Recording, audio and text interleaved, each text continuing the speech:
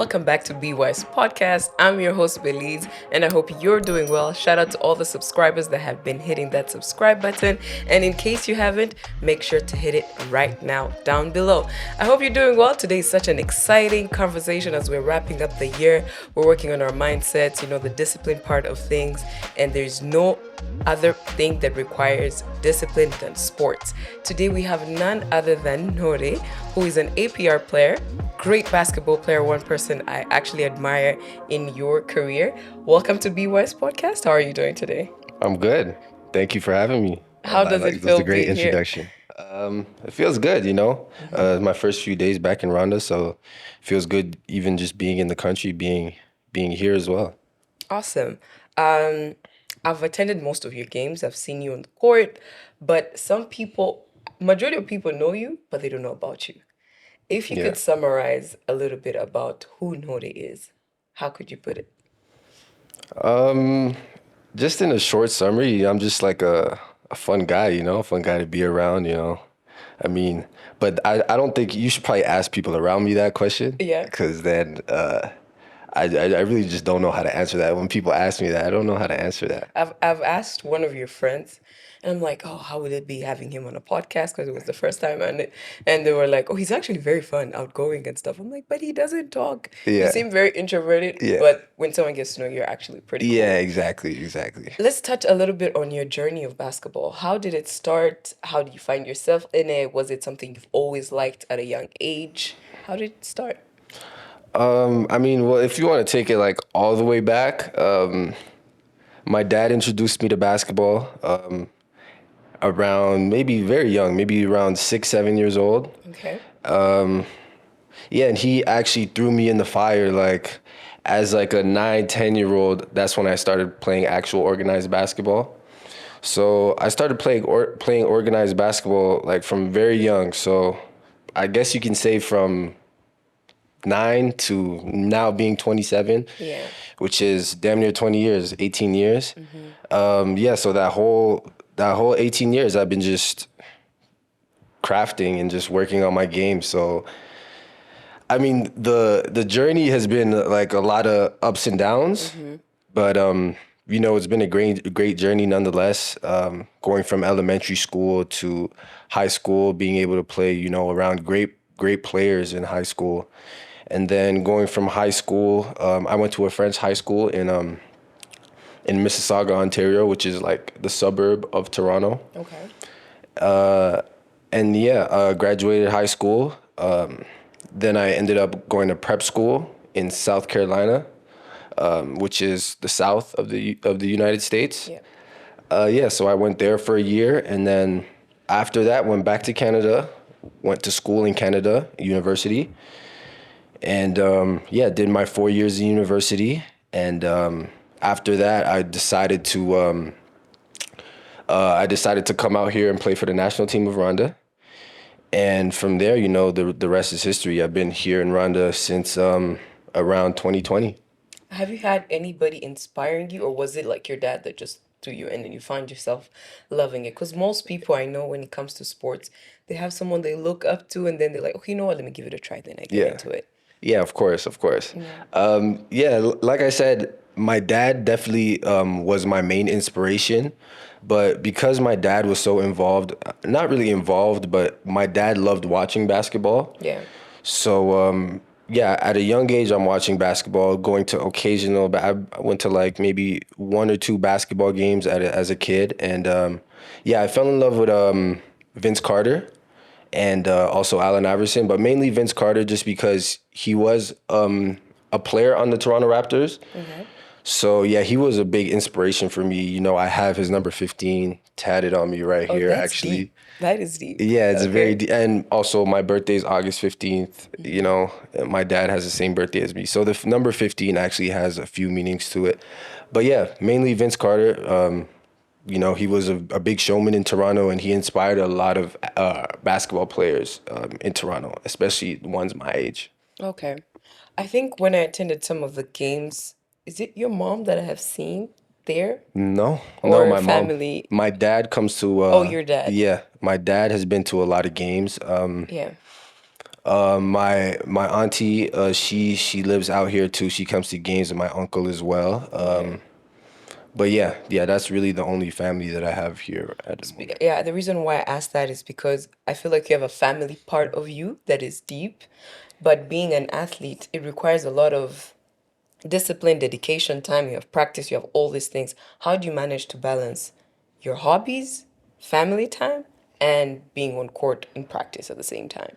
Yeah. Yeah, that's a good question because a lot of athletes, not only basketball players, they spend a lot of time away from their family. Yeah. For me, it started as soon as I graduated high school. Like I said, I went to South Carolina. So I was at the age of 18, I was already separated from my family. So ever since then, went to college away from my family. Here, I'm away from my family. So you just got to find the balance. You got to be in communication with your family as often as you can. And when you are in the city, you got to take advantage of it and spend time with your family because that those moments aren't always going to be there. Yeah. So yeah, you just got to take advantage of the moments that you actually have with them. So when you're like in the audience watching a basketball game, it looks cool, looks fun, everybody's cheering you on, but nobody knows exactly the types of challenges you face. Initially, you mentioned that it was a bit, you had your ups and downs. Are there like some main ones, the challenges you have faced in this career so far and building the talent that you have until now? Yeah, there's been a lot of challenges for me. You know, when you're a kid, you think that the success, the road to success is pretty straightforward. Yeah. You believe that I'm gonna go do this, I'm gonna go do that, and then I'm gonna get to the NBA or something like that, right? But you know, in hindsight, it was not straightforward at all. Yeah. You cross a lot of roadblocks, and you kind of gotta like maneuver your way around it. So like for example, in high school, so I had like a very like crazy growth spurt in high school.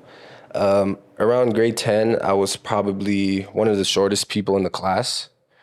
So I really like basketball was like, I love basketball, but I never took it seriously just because I never thought of it as a career for me. Yeah.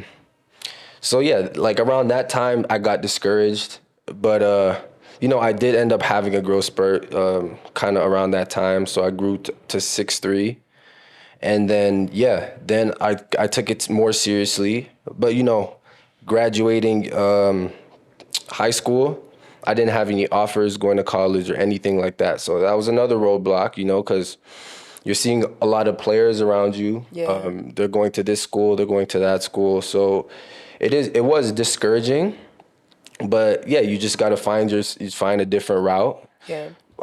So yeah, that's why I went to prep school, and then from prep school, I had an offer after that, but it kind of fell through. So that was another roadblock. So I had to kind of find a way out of that. So I went to school in Canada, went to college in Canada. And then, so there's been a lot of roadblocks, during that journey. Even in college, I had a medical scare one time in college. I was out for a few months. So yeah, that was another roadblock, So it's like Yeah. a lot of stuff happens along the journey that, could kind of discourage you to continue. But It actually molds you though. yeah, It yeah. kind of makes you stronger, and I feel like that's where most people are tested on how much they want it. Like when the roadblock comes, some people just give up on the dream. Yet if they could have just like taken that leap of faith, they would have found themselves on the better side. Yeah. Are there any sacrifices you've had to make? Because I know, yes, there's challenges, but also some sacrifices, some things you're like, okay, I wouldn't have done this, but because I'm passionate about it, I'll do it. Like you said, I think the biggest sacrifice is just being away from your friends and family. Right. Because, I'm currently in Rwanda, and although this is my motherland, like I was born and raised in Toronto, Canada. So, I have most of my friends and family out there, and I spend most of the time on the year here in Rwanda, at least 9 to 10 months. So yeah, that's a major sacrifice that not only me, like many players on my team have to just get through, and it's worth it at the end of the day, but every day it's tough, because the time zones is kind of what makes it the toughest, I know. Yeah. because like for example, right now I don't know what time it is. It could be like 2 o'clock. So back home in Toronto, it's 5 a.m. Yeah. So you just kind of have to adjust, and yeah, it's just a sacrifice. Everyone has to sacrifice things in life. So Awesome. Now let's get into your career right now. How did you get to start playing for APR? yeah, so when I first came to Rwanda, I was just here on the national team, and I didn't know much about basketball out here. So it took me a few years to kind of understand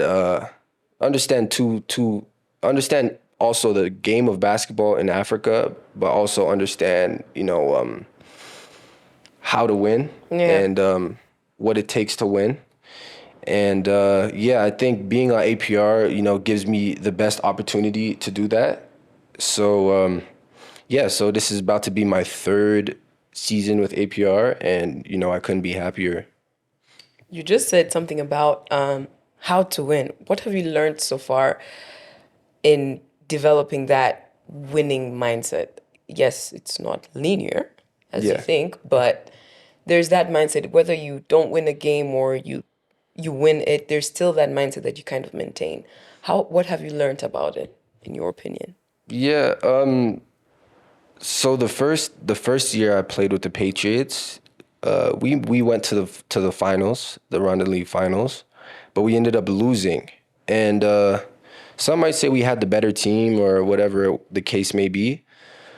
But losing, I think you learn a lot from losing, and I'm glad we lost that. Just because me personally, I didn't bring enough to the table, and I feel as though towards the finals, I kind of underperformed, and I took that personally, and I really like worked hard that off season to try and not make that not make that happen again. So I think the difference between losing and winning is really just having a mentality that you shouldn't go into the game, especially a finals game, thinking about losing or winning.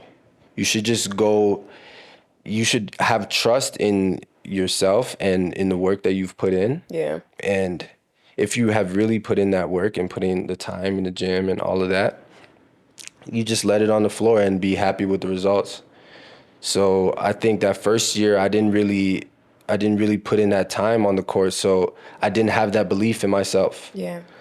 So yeah, so the hours away from the court, the hours that people don't see, I think those are the most important hours, not only to improve your game, but to also improve your mental and Yeah. to just make yourself more confident. I feel like basketball in its entirety requires a lot of teamwork and learning to work with others.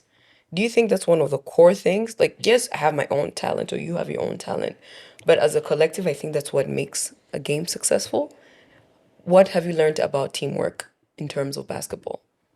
Yeah, teamwork is probably the most important aspect of just being on a basketball team, especially for me, because I'm the point guard, so I kind of have to be the player that brings the team together. Yeah. So yeah, teamwork is just even off the court, on the court. We have to stay as one, do things together, because that builds teamwork and chemistry, and with good chemistry comes good basketball. And once good basketball is being played, and that's how you win games. So I think teamwork is probably, yeah, it's probably the most important thing about the game. I understand. Okay, yes, you're saying teamwork works, but in your career, not right now, but in the journey of being a basketball player, have you encountered situations where you meet a teammate that doesn't want to work with you? Yeah, yeah, that How that do you handle that? that happens pretty often, and being a pro now is different compared to if it would happen before, in college or in other team settings. But I think a part of being a professional Yeah. is just being able to do what you do regardless of the your surrounding environment. So yeah, that wouldn't change how I move as a player or as a teammate. Yeah.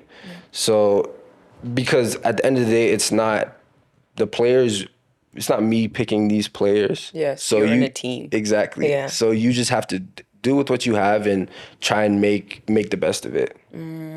Oh, I feel like from what you have said, three things play part in being a basketball player is focus, discipline, and consistency. Do you feel like you're doing good at that? Yeah, you know what? I think every year, no, honestly, it's just a work in progress. Like you can always be better at those three things. Yeah. So I think if myself 3 years ago, I probably didn't have the same level of focus. However, myself 10 years ago, I didn't have the same level. So I just treat every year like just a way to get better. And so, yeah, I think I do have those three traits, but I think, there's always still room for improvement. I was watching a TikTok, was it yesterday? And the lady hit right to the point on what you're saying. Most people think like developing a career is about the destination, getting to, yes, the NBA or whatever goal anybody has. But apparently the secret is in the repetition. That's why like basketball players always you're always practicing. You're like, okay, don't they know this? Isn't it the same thing? But that's where the art is built, right? Yeah, it's really a never-ending cycle. There's many hours that you put in the gym, Yeah. without no eyes watching. It's just you and let's say your trainer or you even working out. Yeah. It's just plenty of hours away from the crowds, away from anything. And it's just never ending. Like she said, it's just you're always under construction, you're always loading. So yeah, it just doesn't end. And I kind of fall in love with the journey rather than the reward. Yeah. And love to show up all the time. Yeah. Okay. Do you have any proudest moments that you're like, yes, this date, this game, I ate that. I have a few. I think my main proudest moment. Well, this isn't really for me personally. Like, I think when I met Vince Carter when I was a kid, I went to a Vince Carter camp when I was a kid, and that inspired me for years to come. Just to continue to play basketball, and one day maybe I can be like him. So that was a big moment for me. But in terms of actually playing, Yeah. yeah, I've had a lot of good games throughout my career. In college, I had a 29-point triple double. That was a big game for me. Hey, okay. Yeah, and then in the Rwandan league, I had a triple double. That was nice. I finished last season first in assists. That was good. That's not a single game, but winning two championships, those two moments were, I'm never gonna forget those two moments. And I hopefully, genuinely think I was at the finals. Was Yeah. it the final? Yeah. The recent one. Y'all did your best. Like Yeah. I could see you run back and forth. I'm like, okay, don't they get tired? But that's the beauty of practicing. That's the beauty of showing up every time and creating that consistency and knowing what you want. And I think it's phenomenal. So keep doing what you're doing. But I would also want to know, what do you think being an athlete or playing basketball, what role does it play in personal development? Personal development can be done in as an individual, whatever career you're in, but basketball specifically. Yeah, basketball I think is very similar to life. Yeah. Like I said, your basketball career is not linear, and I don't think life is at all. So a lot of people, everyone runs through roadblocks and goes through a lot of things in life, and you just have to find a way around it. And I've had a lot of friends that I've played basketball with, and they're not playing basketball no more, but they use these skills that they've learned from playing basketball, like for example leadership skills, or Consistency, the exactly. focus part. Exactly. Yeah. So, you use those skills either, for a corporate job, or if you want to be a coach, so those skills that you learn in basketball and you learn from your teammates or your coaches, they're not only for the sport, but, they'll take you a long way just in life in general. Yeah. What do you think is the role of mentorship and or like having a role model or someone that kind of pushes you? I understand you had your dad, but for someone who is young out there and wants to start, what would be the first step? But before we get to the first step, does mentorship play a huge role or is it needed? I think when you're young, mentorship is very needed. Yeah. Just because when you're young, you don't really know what's going on. You kind of need a helping hand. You kind of need someone who's been through it to to kind of encourage you in many times where you're just feeling discouraged. So yeah, mentorship is very important, especially in high school or even before that. So, do you think, like, what do you think is the future of basketball in Africa right now? I understand we have the BL and all, but as a person on the court, what do you think is going to be how will it look like in like the next 5 years at least? I mean, I think everybody knows that basketball in Africa is evolving. Have fast, by Yeah, the way. fast. And, that's thanks to the NBA.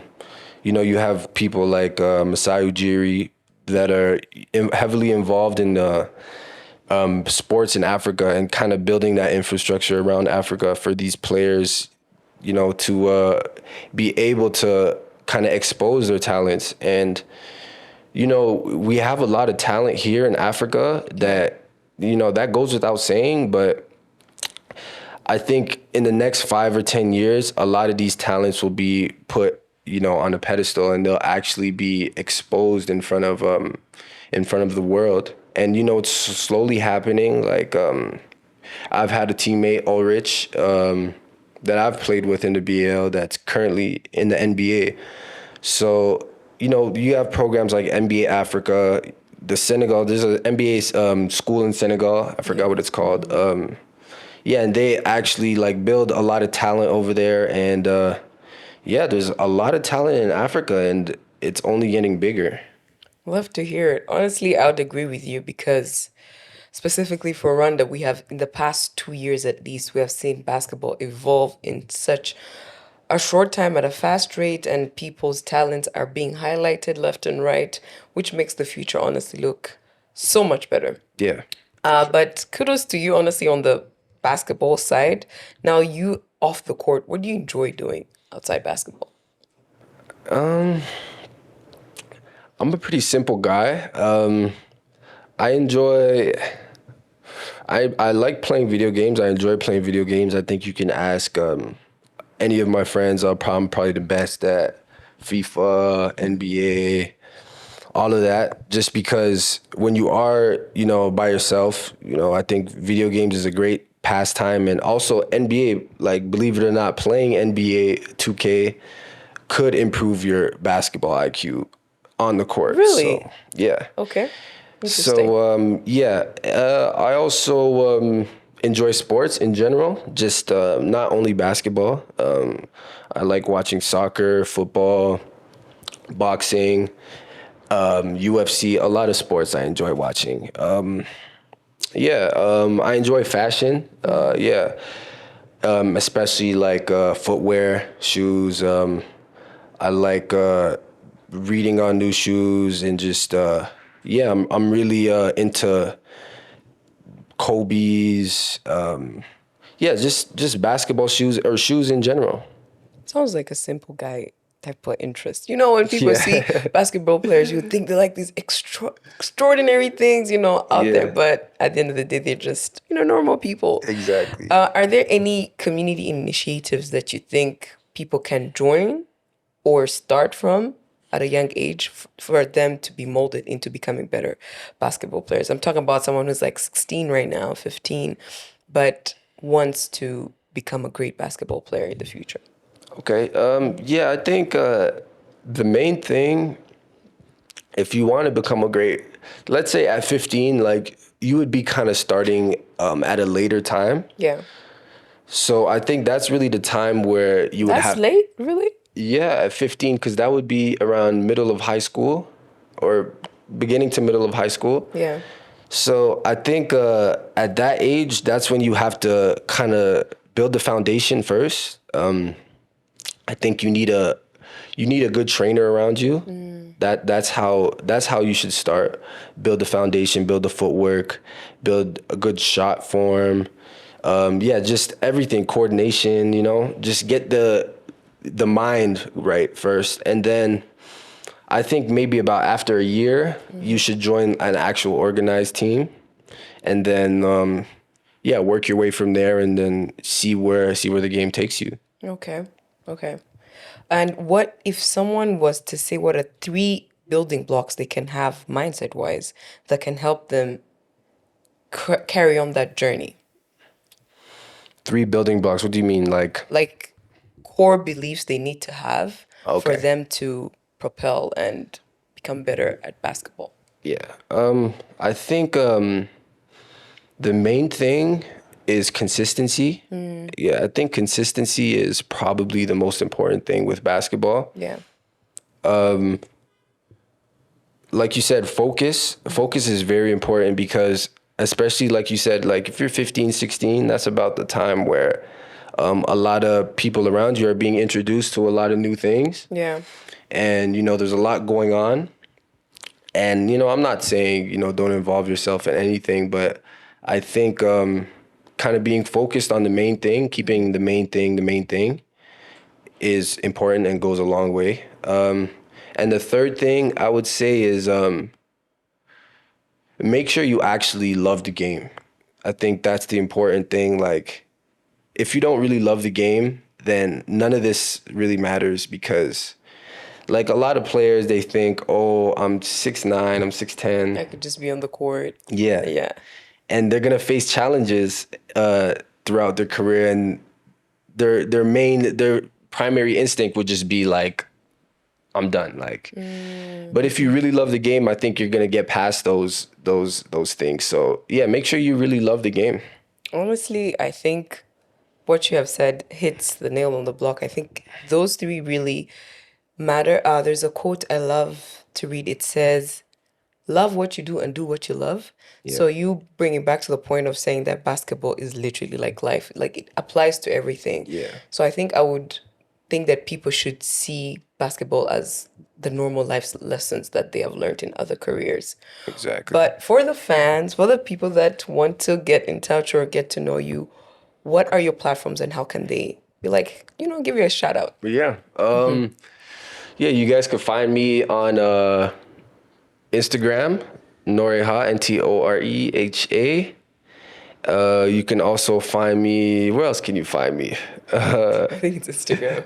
I think that's it. Yeah, that's just Instagram. Yeah, shoot me a message, follow me. I'm here. Honestly, thank you so much. You have touched on the main points of the mindset of being an athlete, specifically basketball. Your fans have learned a lot about your journey. We would love to have you here again. And this has been such an amazing episode. I think if you've been tuned in, you have learned 1 to 3 or 5 things about the mindset and your journey as well. I want to take this time to thank you so much for being here. And hopefully we could shoot another episode soon because I'm sure people can learn more from you. I watched your games. You're great at what you do. And I'll tell you to just keep going. To all the fans, make sure you subscribe and keep that love for Be Wise podcast. But today, shout out to Ntore, man. You did great, and it's been an honor having you here.